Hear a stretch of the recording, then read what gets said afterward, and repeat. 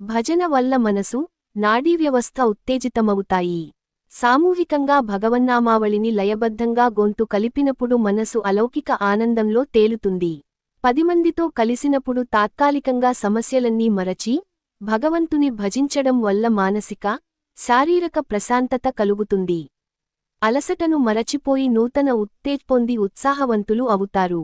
పాటలకు అనుగుణంగా తాళం వేయడం, పాడే వారితో గొంతు కలిపి, భక్తిపారవశ్యంలో ఓలలాడటం ద్వారా మానసికానందంలో మునిగి తేలుతారు.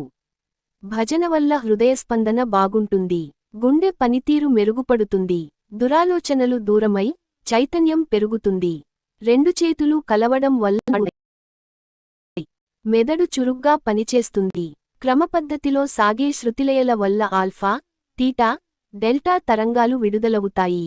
శరీరం విశ్రాంతి స్థితిలోకి వెళుతుంది.